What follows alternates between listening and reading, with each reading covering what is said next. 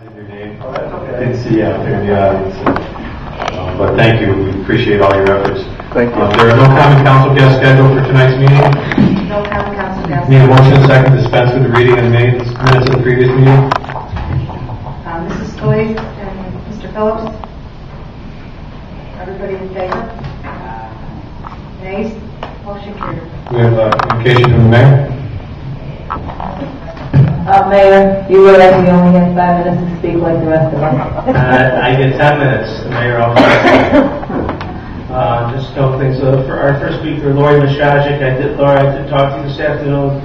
We had a good talk. Unfortunately, she got most of her facts out of the newspaper, which were not accurate, as most of the time they are not. And actually, sitting right behind you, Lori, is Mr. Mancuso from the waste company. And I talked to Mr. Mancuso to your left.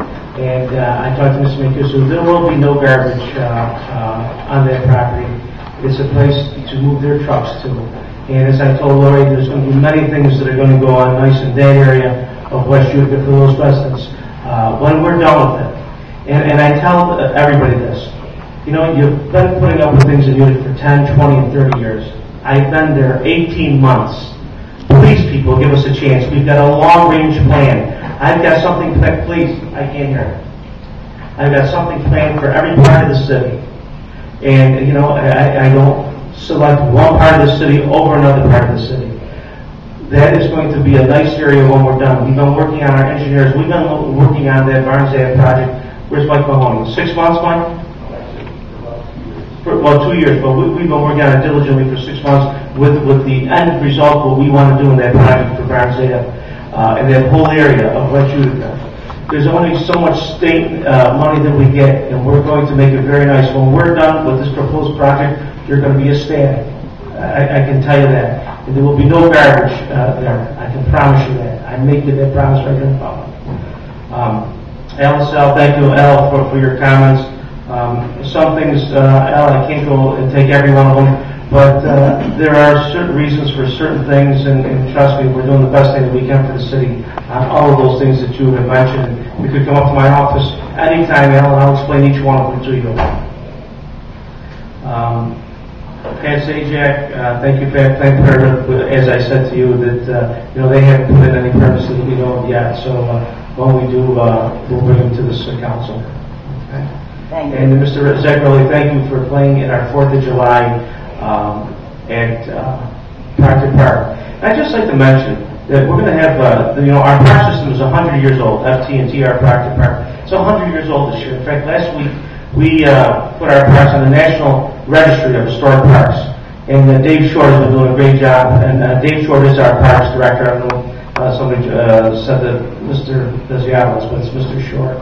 But you know, our parks got on the National Registry, and that is just an unbelievable achievement to have our parks on the National Registry. It's 100 years old this year. If anybody will just, and I say give us time, at the ski hill, if you see what the work we're doing there, because we have the Parkway Senior Center, we need more parking there, especially for the seniors to use it. And that building is used extensively. Instead of taking and bringing in dirt like we had to and spending all that money, we needed to create parking. So we created the parking and used the existing dirt from the parking that we created to to actually balance off our hill. And Mr. Jarizzi knows this because I explained it to him so he could explain it to his constituents in South Utica. But when we're done with that hill, it's going to look better than ever. You're going to have the parking that you need. You're going to have a hill that looks beautiful, that's aesthetically beautiful, especially for those people that have been looking at that hill for the last 3 or 4 years. You're going to have landscaping there. Just please, folks, give us a chance to do these things. These are long-range plans that take time. We can't move mountains, literally, and we can't plant grass overnight, but it will be nice by the end of the year. And so we could not have the fireworks there this year. So that's why we figured that we have the parks that are 100 years old this year. We're going to do my wife is doing a wonderful job. We're going to have vendors, we're going to have bands all day. The parade is going to be on Culver Ave. It's going to end in FT Proctor Park. It's going to be a great day. Bring your kids down. There's going to be so many food vendors and different types of activities. I even think Chief Brooks, your wife's even going to work in it. She's going to do some nice things for us there. I mean, it's going to be a great day. After this year, The fireworks are going back up to the ski hill. It's only for this year because we need to do some work up there. So please just give us a chance, folks. Yesterday, I made an appointment with the police chief, and I am very disheartened today when I read the newspaper and when I watch the news. The very essence of public safety and what I ran on is reducing crime in the city. We have done that. We have done it significantly.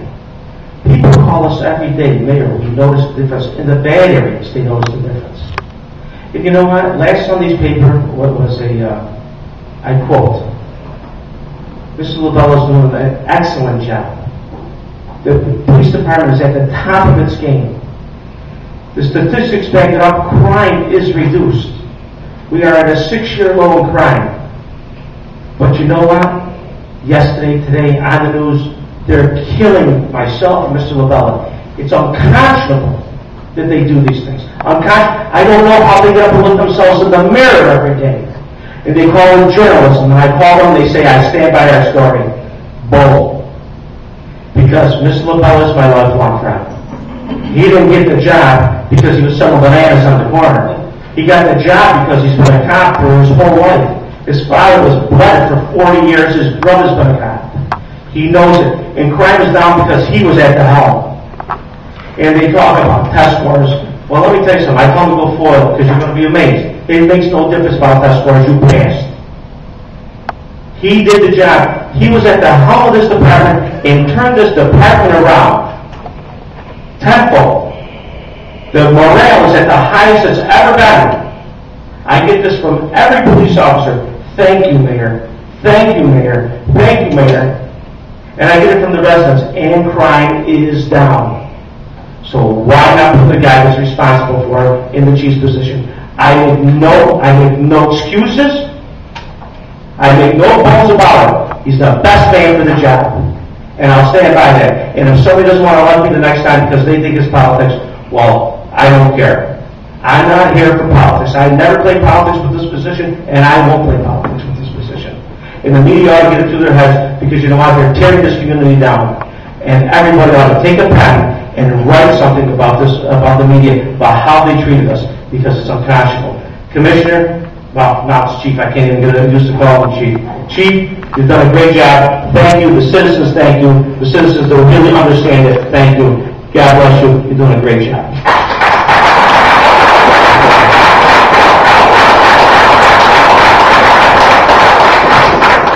Thank you, Mayor. Report of city officers, Chief.